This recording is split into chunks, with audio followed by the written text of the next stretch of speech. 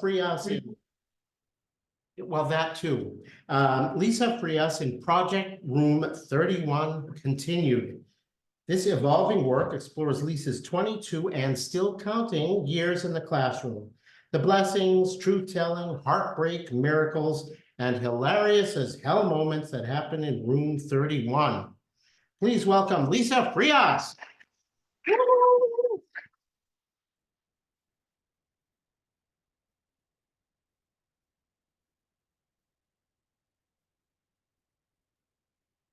We just go, go, go. Find the honey in the water in the well. We just go, go, go.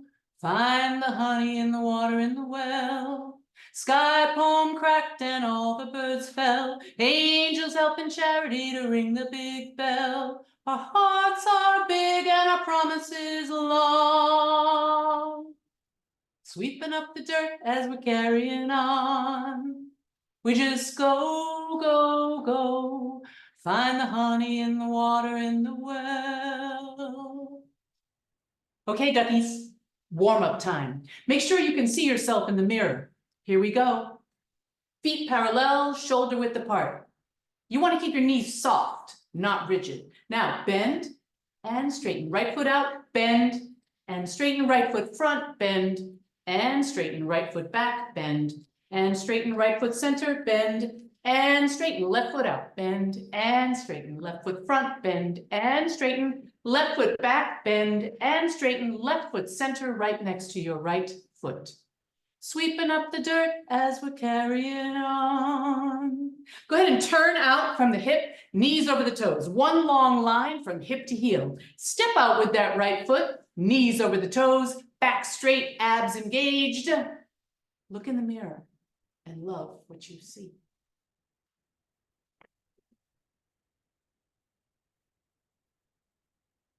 Teachers say some really bizarre stuff to kids. Some of it is really serious and damaging because it's racist or homophobic or authoritarian or shaming. Some of it is just weird. I had this PE teacher in elementary school who used to make us first graders run in the snow all winter long in our little white kids' sneakers with no jackets on. She also had this weird obsession with warning girls about the dangers of sucking on the ends of their braids. She would give us this long, drawn-out lecture about it, citing numerous instances where girls had to have their stomachs pumped because of the giant hairballs that had accumulated in there. She would give us this lecture at least once a week. I mean, how much fucking hair do you have to ingest to end up with a humongous hairball in your stomach? I always imagined it was the size of a basketball. Maybe because she was the PE teacher, and of course, all her lectures really did was make us suck on our braids that much more out of curiosity, or maybe a perverse desire to actually get hairball sick, subsequently have our stomachs pumped, and not have to run laps in the New England ice and snow in the middle of February. She was very stern. She always wore culottes. I guess now they call them skirts.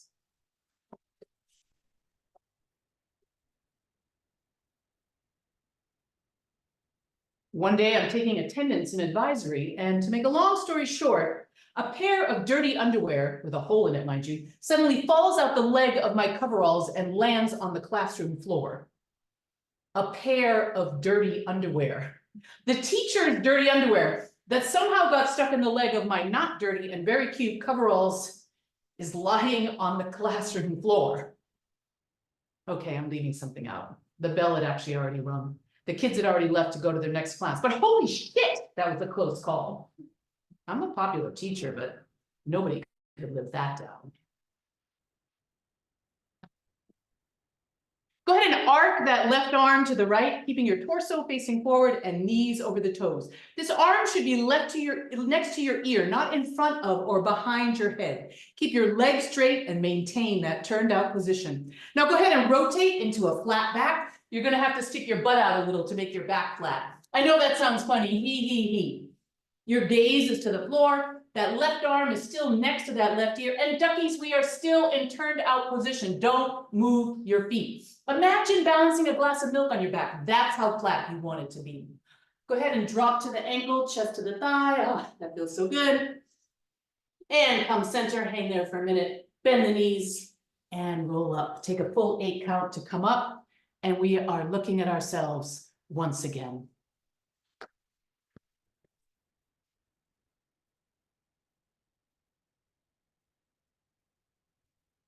I went to school with extremely wealthy kids who never missed an opportunity to make fun of my discounted jeans from Kmart, or the fact that they've been worn 2 or 3 times this week already. These were kids who, when they got to high school, were gifted brand new Audis when they learned to drive. And despite the fact that behind their gilded front doors, I'm sure their own versions of family trauma were playing out, that constant cloak of wealth served to create a deception the rest of us had no access to. Our shit was bare and loud and odd. Theirs was quiet and concealed and tight. At this point, I was deep in the throes of my eating disorders and starting to experiment a lot with substances. I was also wildly insecure and hadn't dealt with my sexual abuse yet. Let's just say I was not a poster child for self-esteem. I had this one pair of pants that were really, really wide. They were called elephant pants, presumably because the legs were like elephant legs. They had huge horizontal stripes in garishly bold colors, which, much to my dismay, only served to make my big thighs look even bigger. Like the jeans, I wore them way too much, which did not go unnoticed by my spoiled peers.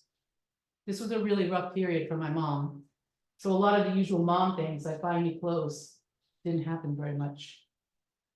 It was during this time, however, that I discovered something about myself that would prove to be the key to my survival in middle school and for years to come. I was funny. The revelation occurred in Mr. Scaduto's music class. He had one of those little record players that lived in the beige suitcase-like thing that he would unlatch and take out every day. Mr. Scaduto, he was cool. He had sideburns and wore turtlenecks. He was very popular. He had flared polyester beige pants, too, that somehow looked righteous on him. All week long, he'd been playing Beatles songs as part of our lessons. I, as usual, was sitting in the back, trying to be invisible and somehow fit in with the elitist me's in my class, when suddenly, in response to something he was saying, I blurted out a very witty comment. Mr. Scaduto said, "Oh no, I forgot to bring the quiz I told you about yesterday." And I said, "All my troubles seem so far away." A car crash could not have elicited a more startled response from my classmates. Every single head whipped around to see where the comment had come from. "Who said that?" one of them implored. I froze in my seat, sweat pooling under my always sweaty armpits and running like a river to the waistband of my elephant circus tent pants. As I sheepishly smiled and started to raise my hand, something miraculous happened. The room erupted in laughter.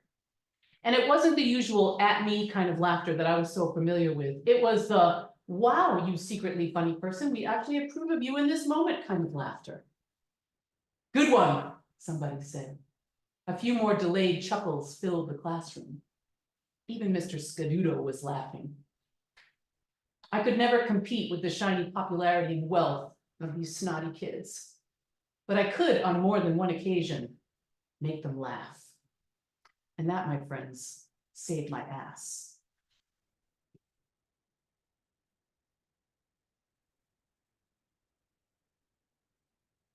During the pandemic and distance learning, I was teaching from home.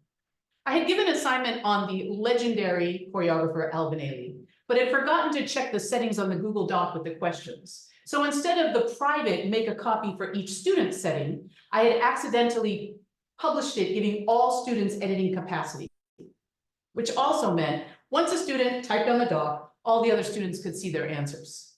For this particular assignment, students had to answer questions about Ailey's most revered work, Revelations. One question asked, what type of music did Alvin Ailey use in Revelations? The answer I was looking for was African-American spirituals, blues, and gospel music. This one student, however, answered like this. The type of music Alvin Ailey used in Revelations was, are you ready? Jazzy Catholic jazz. Jazzy Catholic jazz. What? Jazzy Catholic Jazz. Jazzy Catholic Jazz student was the first to answer, and because I messed up the settings, all the other students could see her answer before I realized my mistake. I'd say out of 100 or so students, a good half to 2/3 submitted Jazzy Catholic Jazz as the musical choice of the legendary and iconic Alvin Ailey. Jazzy Catholic Jazz, Jazzy Catholic Jazz, Jazzy Catholic Jazz, Jazzy Catholic Jazz. Lunge series. Go ahead and bring that right leg all the way back into a really nice lunge. Remember, the closer your knee is to the floor, the better the lunge. And make sure you keep that left heel on the floor. Don't lift that heel. Your front leg should look like an upside down letter L. That's how you know you're doing it correctly. L for Lisa. Go ahead and reach that left hand up to the ceiling and look at it. Reach, reach, reach, reach for the stars. Bring it down to the front. Tuck it to the left of your left foot and bring it behind. Excellent. Go ahead and straighten both legs, chest to the thigh. Bring your right foot center, bend and straighten. Go ahead and slide that left foot back and do everything we did with the right leg now with your left. Lunge, lunge, lunge, lunge, lunge. And reach, reach, reach, reach, reach, reach, reach. Did I accidentally say fuck before? Oh my God, is that why everybody was snickering? No, I don't think I said fuck. Did I say fuck in the middle of the lesson? Oh my God, they would have told me if I said fuck, wouldn't they? I think they would have told me. Oh my God, I can't believe I said fuck in the middle of the lesson. And your head is the last thing to come up. Butterflies, they struggle too.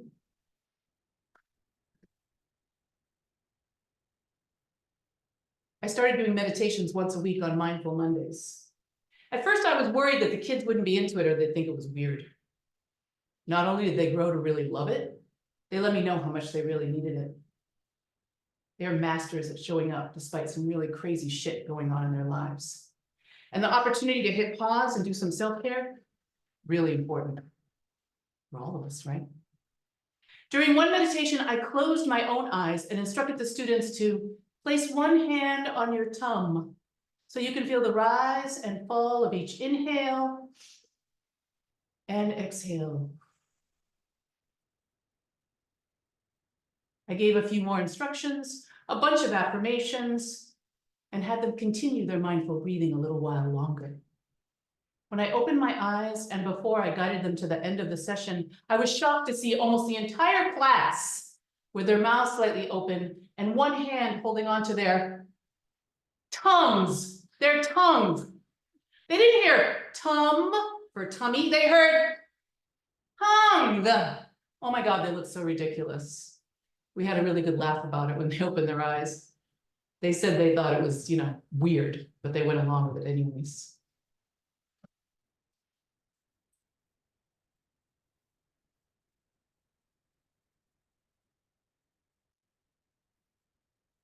I had a few teachers who desperately wanted to be seen as cool, like Mr. Scanuto. My 7th grade math teacher, Mr. Schreiner, was not so cool. He'd have his back to us while he was writing on the chalkboard. He'd be lecturing and feverishly writing, the chalk click, click, clicking, chalk dust flying off his hand, his body moving side to side as he wrote. After he finished whatever lengthy explanation he was frenetically giving, he'd whip around to face us and would have chalk all over himself, all over his pants, his crotch, his shirt. And here's the thing that would really have everybody losing it. He'd have chalk all over his face, all over his lips, his eyelashes, his eyelids, his nose, his forehead. It was as if the dude took a swan dive into a pool full of chalk. It was crazy, and it happened a lot. He never knew why everybody was laughing. Nobody told him. I guess we should have. And then he would get really mad and yell at us, which of course was even funnier. This chalk-covered madman screaming at us like a maniac. I know that since being funny was my only real attribute in middle school, I had a few good one-liners about old Mr. Chalkman. One day, in 1st grade, my teacher brought a mattress into the classroom.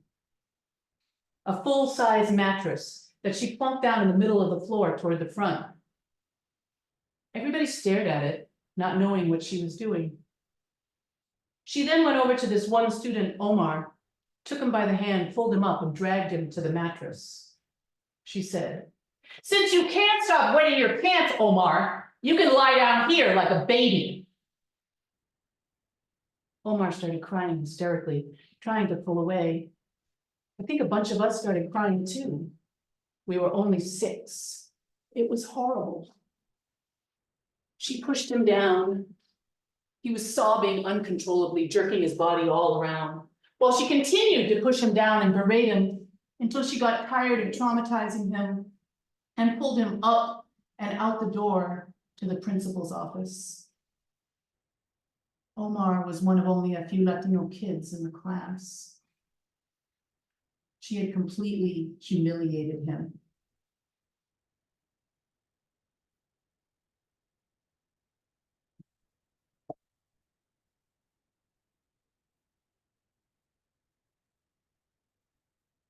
Roll shoulders back as you are walking forward.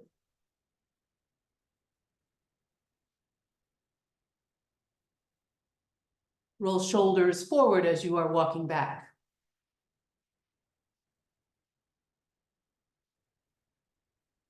One, 2, 3, tap.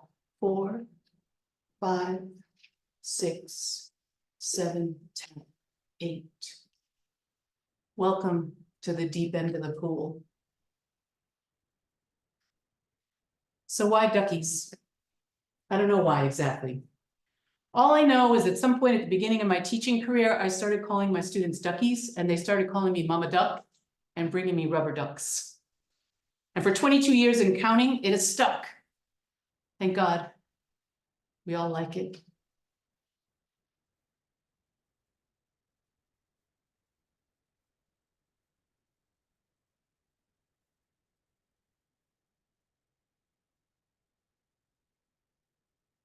This is for the duckies who hide in the bathroom.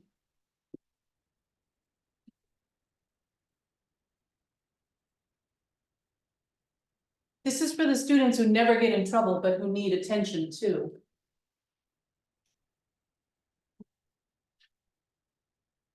This is for the kid whose shoes are too small.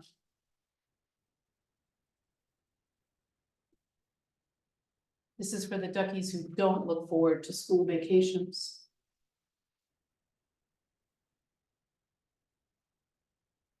This is for the students who really, really try. This is for the students who always eat lunch alone. This is for the kid who thinks they're fat and ugly and stupid.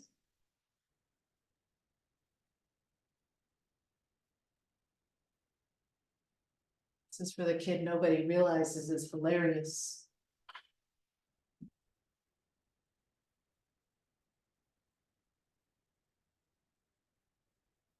This is for the student who pulled the train last night and comes to school drunk.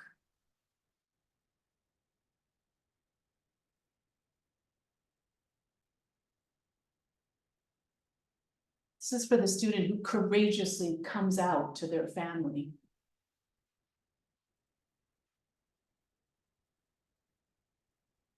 This is for the duckies who say hi to you 5 or 6 times a day.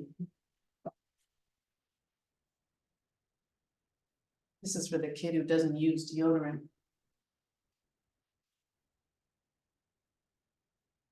This is for the students who make a big, beautiful choreography for you after your dad dies.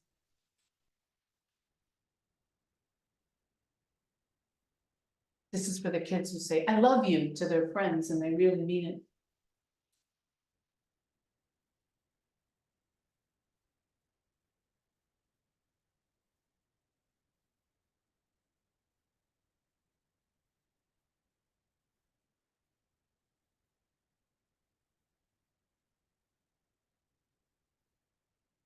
This is for the duckies who don't live to see graduation. This is for the kids we can't ever forget. We just go, go, go, find the honey in the water in the well. We just go, go, go, find the honey in the water in the well. Sky pole cracked and all the birds fell. Angels help in charity to ring the big bell. Our hearts are big and our promises long. Sweeping up the dirt as we're carrying on.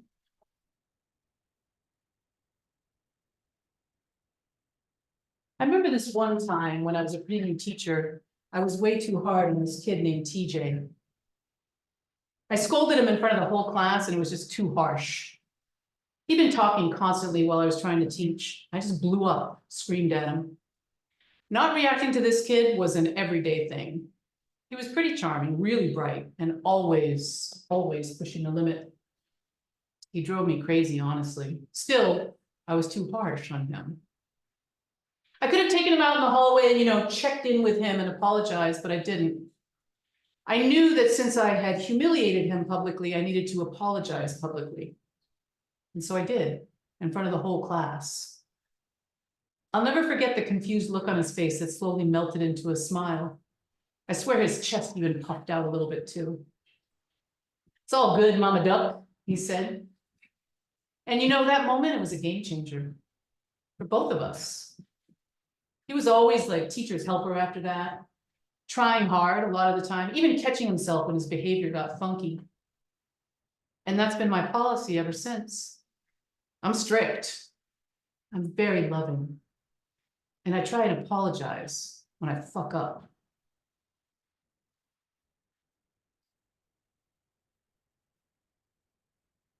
Don't try and count the feathers on your wings.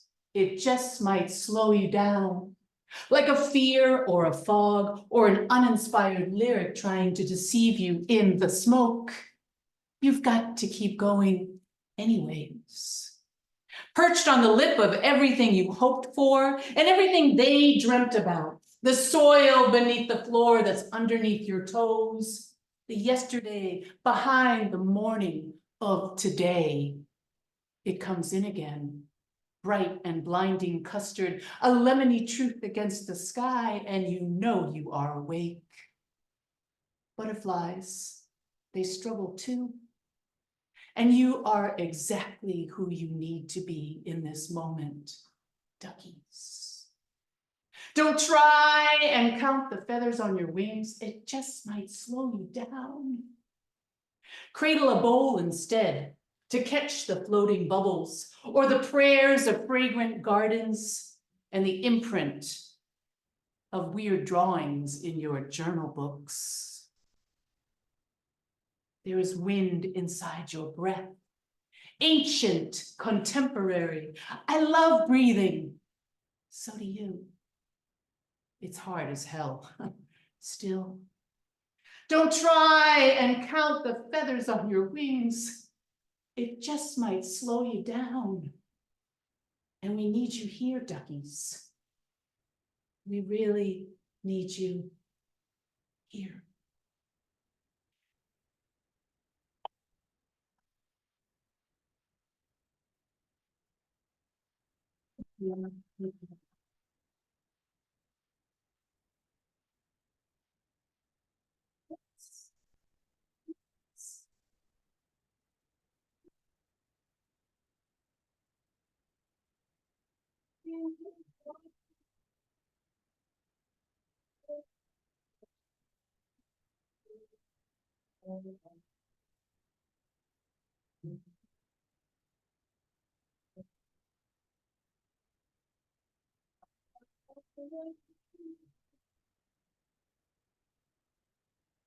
Wow, that was just a really lovely piece. Lisa Frias, everybody.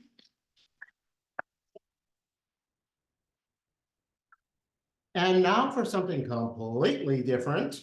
Our next performer is Bennett Caffey in an excerpt from his full-length show, Aren't You Glad to Be in Miami?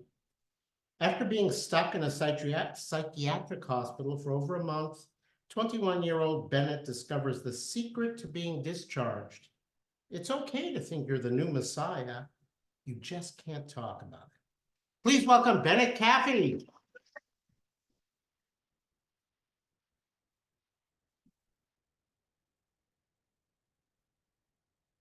Hi, everybody. Thanks for coming. I can't see you. Anyway, imagine you're in an audience full of really uptight people. It'll help me out.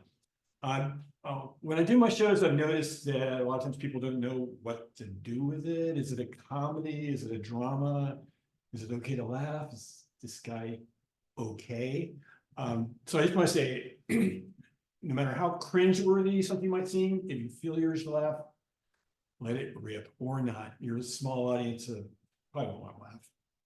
That's the way it works. But anyway, but to loosen everybody up, composed a song to sing along. Sorry, audience participation. You can fake it. The way it works is I'll sing the first verse, and you all sing the verse with me, and then I'll sing the second verse, and then we'll sing it together, and so on. So, could everybody please stand up? I know it's uncomfortable, there's so few of us, but anyway, so here we go. Ha ha ha ha ha ha ha ha ha. That's great. That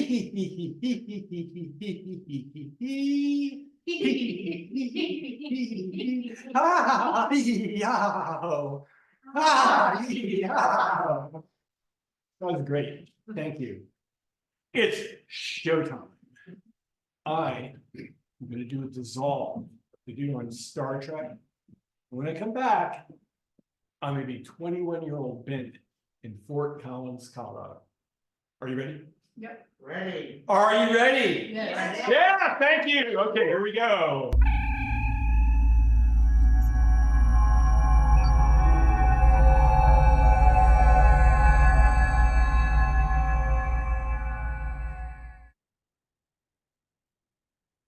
I'm on a psych ward.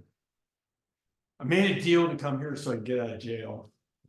I've been here all day waiting to see a psychiatrist for a court-ordered psychiatric evaluation. Dr. Newman comes in around 6.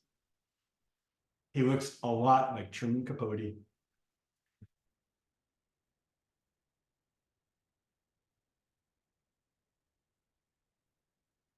Hi, Bennett. I'm Dr. Newman. How are you doing? I'm fine. Say, I can see you have a speech impediment. I can fix that for you if you want. Gives me an annoyed glance and keeps on talking. It's too bad.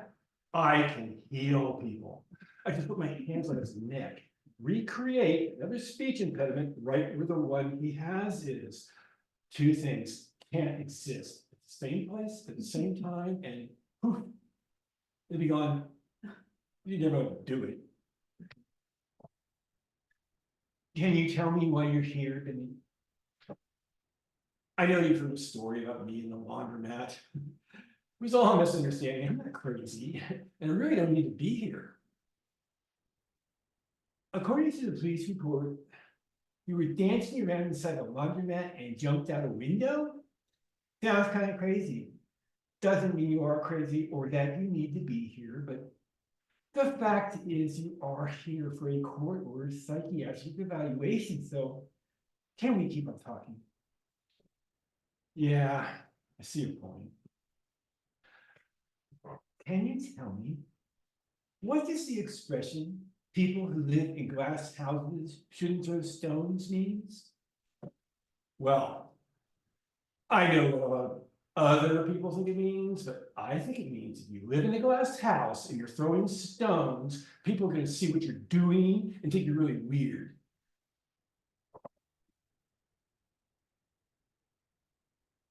I think your admission has to be only getting 2 or 3 hours of sleep at night. How long has that been going on? Well, about 3 weeks ago, took a really big dose of LSD and released this amazing energy inside me. I hardly need to sleep at all. My reflexes are super sharp and I'm thinking really, really fast. Do you think you have special powers? I do have special powers. Whatever I need to have happen, happens right then and there, right when I need it to happen. 2 days ago, I was walking around by the university thoughts just kept coming into my head, one on top of the other. I'm gonna be a rock star messiah. I'm gonna fly around the world in a black 747 with the Rolling Stones, concerts everywhere. Everyone's gonna know who I am. Back, I'm gonna be president of the United States of the world, and I'll bring back all the greatest minds of the world with me. Scientists, engineers, artists, a new world order right here in Fort Collins, Colorado. And I see a sign in the window for a dance class. I gotta learn how to dance. Go around the corner and there's a storefront with a plate glass window, 7 women inside wearing dance clothes and a teacher. She's got a dancer's body, tall, wearing a green leotard. She's looking right at me. She's expecting me.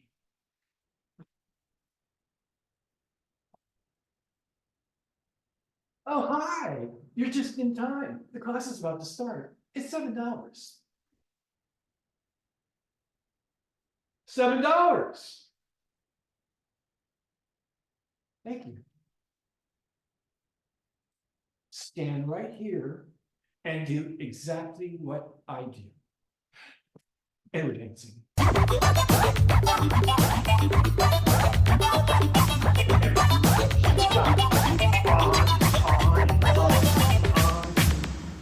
Music stops. And we look at each other. She knows exactly what just happened. But we can't talk about it. What should I work on now? Just think about leading with your chest whenever you move, even when you're not dancing. So I got everything I need to know about dancing. So to answer Dr. Newman's question, no, I don't think I have special powers. I've just tapped into a special kind of energy we all have. Anybody can do it. You just have to know how. What about from the LSD? Have you been having hallucinations? No, I never hallucinated at all from the acid. Everything was just super sharp, like a hyper reality. He keeps asking me questions, and I know he thinks I'm not quite right, but there's nothing he can do about it. I'm not in danger to myself or others, and it's obvious I can take care of myself. So finally, he's done asking questions. He doesn't say anything about whether I can leave or not. He just thanks me and leaves.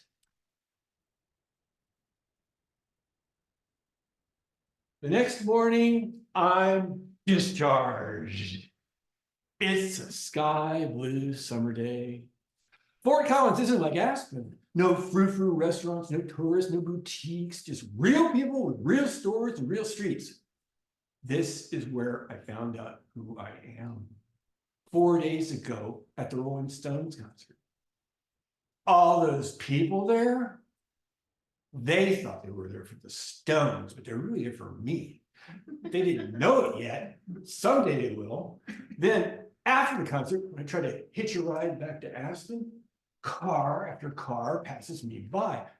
It was like Fort Collins didn't want me to leave. Then 2 days ago, when I tried to teleport myself to Boulder by jumping out the window of a laundromat, I get thrown in jail. And from jail to the cycler, and from the cycler right back here on the street. This is where it's going to happen. Right here in Fort Collins, Colorado. The real America. 2 days later, got a room in a student boarding house, flat roof, and I need a job. Preferably in a restaurant so I don't starve. Walking down the street, and there's a poster on a telephone pole. Burning hell and damnation. Jesus saves, First Baptist Church. And it's got a cheesy looking picture of a devil in it, holding a pitchfork, standing over a burning abyss. I gotta have it. Look around, nobody's watching. Peel it off the pole. Catacombs. It's a restaurant across the street in the basement of an old brick building. Walk across the street. Go down the stairs. Open the door. It's dark. Nobody inside. Except a pretty young hostess sitting at a table.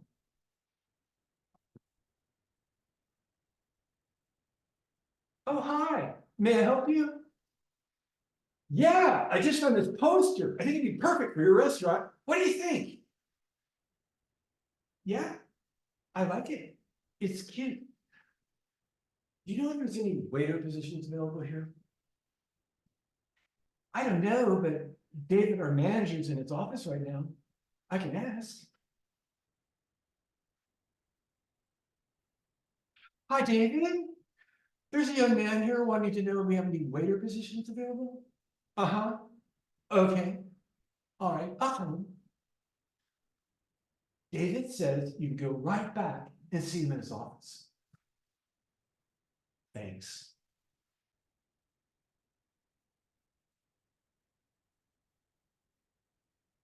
Always dark. Lights spilling out of an open doorway. David's sitting at his desk looking down at some papers. A gooseneck lamp's casting ghoulish shadows on his face. He's got black hair and a goatee, wearing a black suit, white shirt, black tie, and a cigarette between his fingers, sending a trail of white smoke past his face.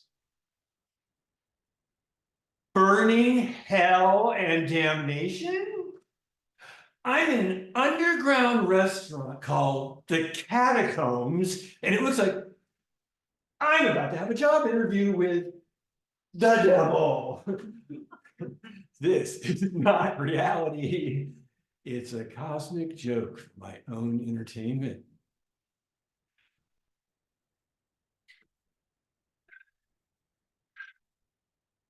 Oh, hello. Come on in. Have a seat. The cigarette's burning a reddish glow. I can barely keep my knees from hitting this desk.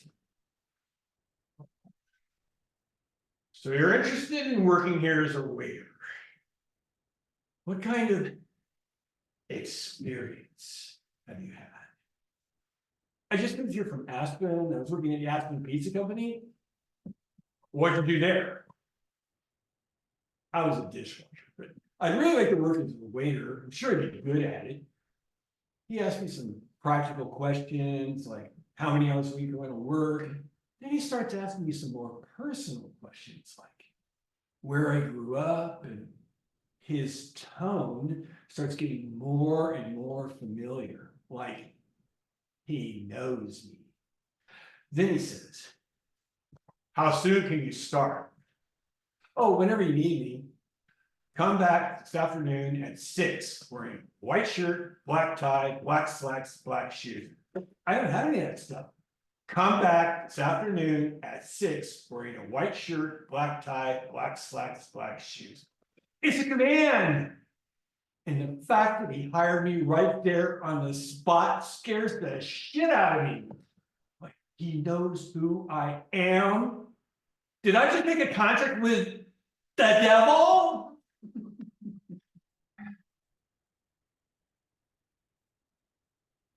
I didn't have the money to buy the clothes David wanted me to wear.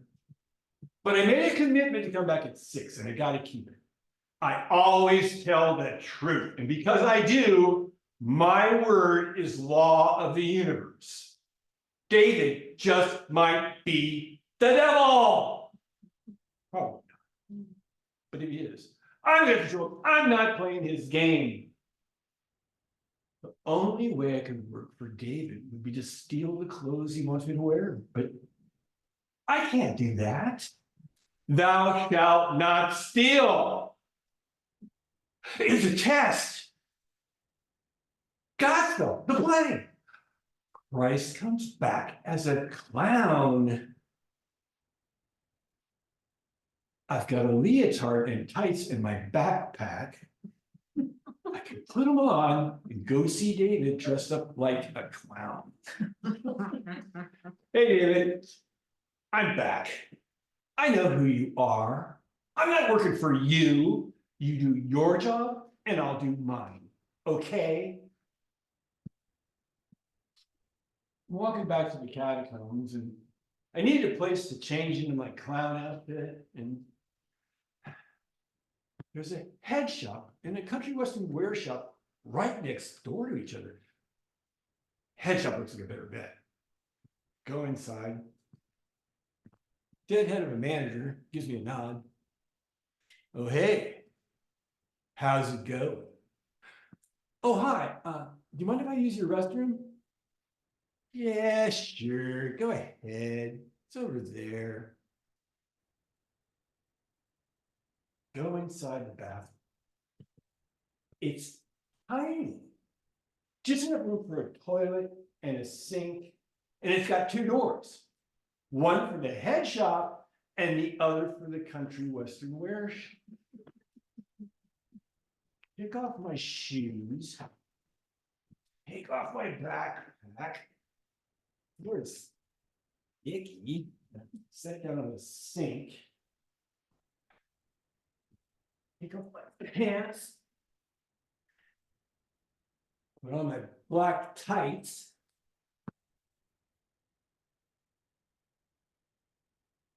Step into my green leotard.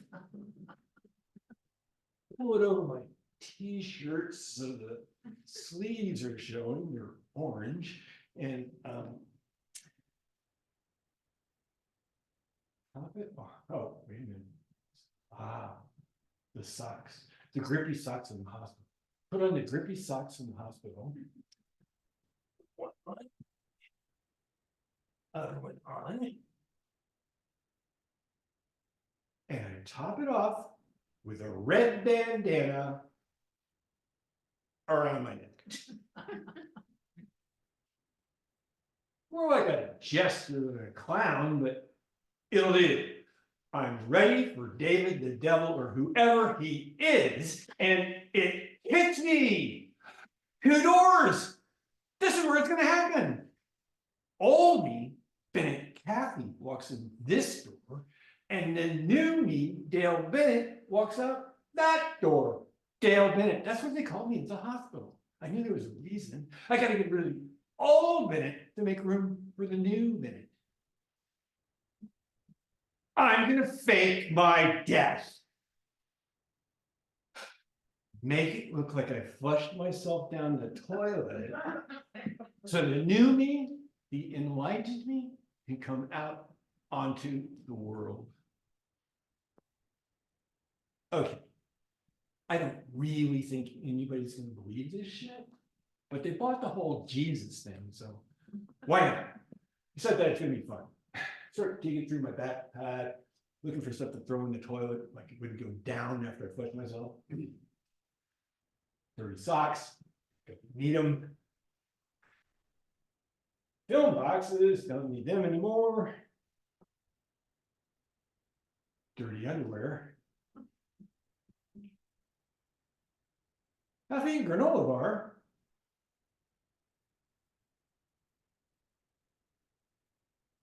It's all floating around, choking up the bowl.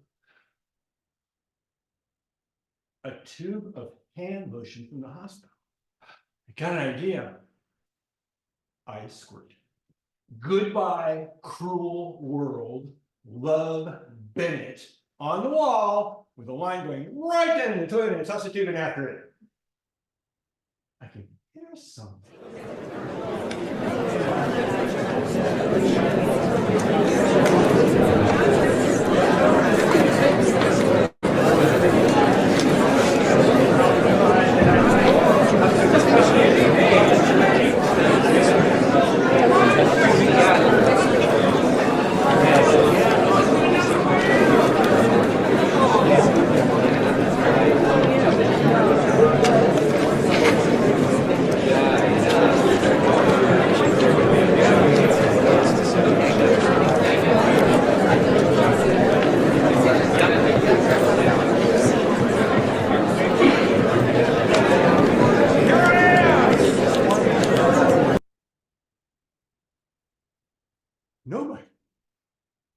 the deadhead guy's coming right over. What the fuck, dude? Why'd you do that? You can't just go in somebody's bathroom and mess it up like that. Who do you think you are? I'm sorry. I really am. I want to tell him who I really am, but that would just piss him off even more. We just stand together in the middle of the street, waiting for the police to come, while he's squeezing my arm like a vice. And a wave of calm comes over me. This is the way it's supposed to be. The world's not ready for me yet.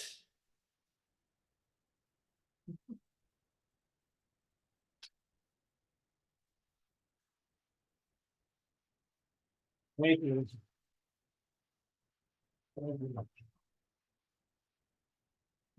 Well, the march is ready for you. Bennett Kathy, everybody. All right, don't go too far, and Lisa, we will do a brief Q&A. And how do you feel about pulling that chair out? You're gonna get this. We're ready to go. Right, adjust and it's this feels right. Yeah. Who are you people? So, especially for some folks that came in late, we do a little Q&A with the performers, pretty much anything that's fair game, you know, why did they write what they wrote, and why did they decide to do it on stage and not write a book, pretty much anything that you're curious about. Anybody want to start with a question? Have you been on MSC before? In the back, I think the question is, have you been on LSD before? Oh, lots of times. You talking to me? Yeah. Yeah. That first episode was a manic episode. The LSD didn't really cause it, but it did keep me from sleeping, and it exacerbated a naturally occurring manic episode. Yes. I just want to say well done, but there were two great performances and I really enjoyed both of them. They were so very different. Yeah. And to play to us, thank you very much for putting so much into it. But I really enjoyed the contrast between the two of them, because the first one was, you know, my heart was there with you, with the school kids and how much, and the school person who was talking as well. And the second one, I really felt that I would like to have laughed louder, but it was a lot of pathos over there. It's weird with a small group, you know. Yeah, exactly. I reckon with a bigger group, you would have got Yeah. more rounded. Yeah. Yeah. You don't laugh when you're watching TV, you know, no matter how funny it is, usually. It's kind of like that, I think. I guess so. But anyway, thank you so much. Both of them were really tremendous performances. Thank you. In the back, please. I have a question for Lisa. As a teacher, do you find it hard now that we're living in more of a digital age to kind of connect with students easier or quicker, or do you find that the process is a little bit slower now? What a great question. Thank you. I think I have one benefit, which is that I teach dance. So my class is different than a lot of the other classes that they engage in throughout the day. Like it really, I mean, we work hard in there, but it's also a place where they can kind of let themselves go a little bit. We bump the tunes really loud, you know, that kind of thing. I mean, I do notice how connected to their phones they are, you know, like it's almost painful for them to be without it, you know, like I remember when I took them on a field trip and I said, all right, we're gonna have no phones on the BART train, have a conversation with somebody. And it was so kind of odd for them to not have that, you know, that phone there. And I'm guilty of it too. I'm addicted to my phone too, right? So I try to be kind of like honest about that. But yeah, the constant devices, it's weird because one of the great things is that there are computers available to all the students, but it means that much more time that they're on a device, you know, like I see a lot of kids at lunch that are on their computers, as well as in all their classes, you know, so it's definitely a challenge. And then of course, there's the whole social media animal, which is, you know, a whole other thing, which is fun and entertaining and also super toxic and scary and bad, you know? Could I just ask you as well, obviously you've been teaching for a long time. So apart from the digital impact, what other changes do you see in the last 20 years or so? The pandemic really impacted kids a lot. They suffered a great deal because of the isolation, for a whole variety of reasons, right? Some of the home life was tough for a variety of reasons. It just made it so apparent how much the socialization for kids at school is so life-saving, right? Like their mental health was really suffering a great deal. I also think like kids are a lot more, this is a positive, kids are a lot more expressive with who they are and what they want. I feel like they have taught the adults in a lot of ways in terms of being respected for their gender identity, pushing the envelope on anti-racist environments, you know, all of these things. I feel like the kids have really pushed a lot, and that's a positive thing. There's always an issue of lack of resources. I mean, that's always a thing. You know, I've taught in a public Title I school for 22 years and there's never enough money for anything, you know? So, thank you for that question. Yeah.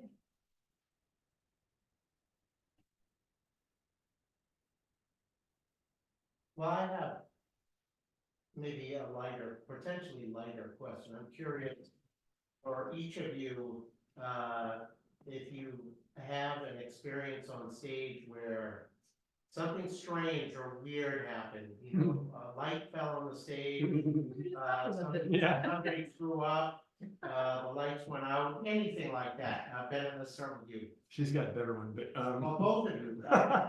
no, I guess when I was starting out, I completely went blank. I mean, I didn't even know if I was in the theater or not. I was just totally, I don't know where I am, what I'm saying. Please, I don't believe in God, bring it to me. And it felt like I was there forever, but it was maybe 10-second pause, and everybody thought it was a dramatic pause and came out okay. So that's the worst that can happen, you know. I've gotten over a lot of my stage fright since then. Okay, so you turned it into a dramatic pause. Nice, that's lemons into lemonade. Oh, and I got one more. So I did a festival in a huge theater, hold 1,500 people, but they blocked it, the front part of it, and so you hold about 60. And it was a Friday afternoon, the beginning of the festival, and only 2 people were in the audience.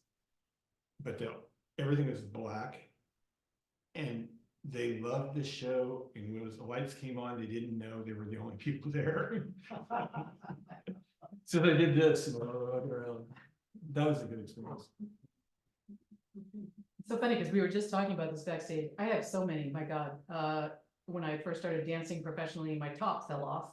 Oh, whoa. Keep on smiling and dancing.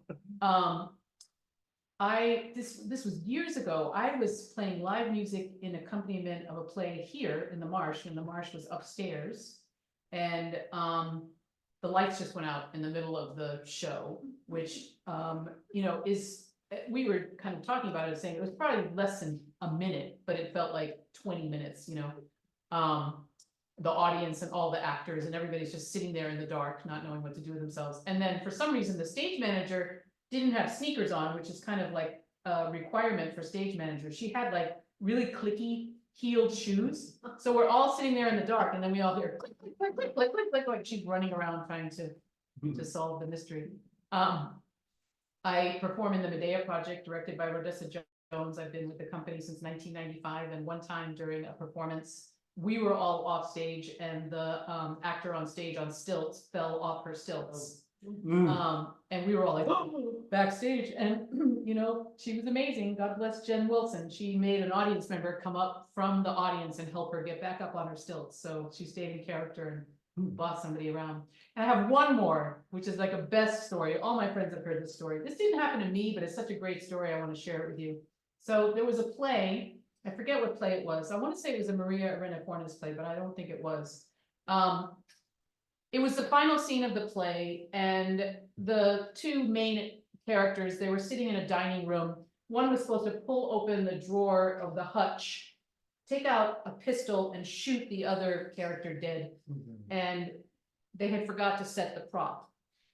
So they open the drawer and there's nothing in there. Yeah. And so this actor just like completely thought on their feet. It was a dining room with condiments, and they grab this jar and go, poison jelly! Ugh! And like throw it at the other actor. And of course, when you're on stage, you gotta pivot, right? So the other actor went, ooh, and died, lights out. So I've always loved that story because That's good. stuff on stage is so unpredictable. So I love that question too, because it makes us keep coming back for more, because we get resilient, you know? Yeah, that's a thrill of being on stage, right? Yeah. Anyway, great stories. Any last questions from anybody? Well, all right, I need to, somebody was coming up with something, I need to jump over you. Okay. There's so few of you. If you have any questions, just walk up to us. Fair enough. Okay, so just quickly, Bennett and Lisa, speaking of that, phone thing and that computer thing, if people wanna find you in the e-world, how can they find you? Lisa? I'm on Instagram and on Facebook. My website is still under construction, but Lisa A. Frias on both of those social media sites. You can find me there. Okay. And the Medea Project is the theater company that I'm honored to be a part of, so you can also find out about our work there. I have a web page which I'm really bad at keeping up with. It's my name, BennettCaffey.com. I'll be performing 2 weeks from now. I'm going to do another part of what I just did, the final part. So come back for that, and then I'll be doing a pellet on Tuesday, which is in the East Bay. This particular show, I'm going to do that the last Tuesday of this month. So if you know anybody in East Bay, tell them to come. That's in Berkeley. And then I'll be going to Oregon in April for the Oregon Fringe Festival in Ashland, and then in San Diego in May for Fringe Festival there. And that's all I got going on, but you can find me. I hope to be doing more here. Right on, March performers get around. Speaking of rounds, how about a final round of applause? Thank you. Thank you.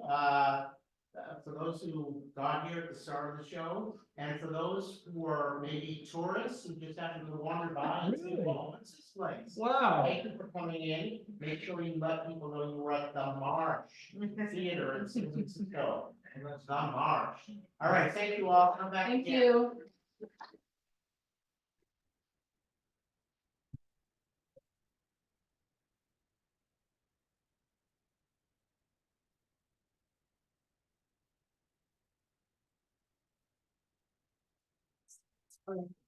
Thanks so much for coming. Thank you. Thank you.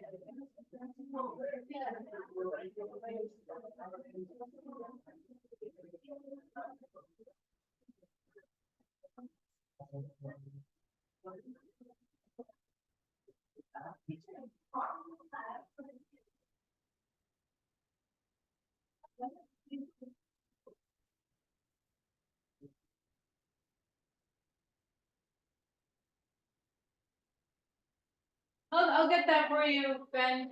Okay. Should I should just leave this here? Yeah, I'll go ahead and put it in the text, yeah. Yeah, thank you so much, yeah. See you.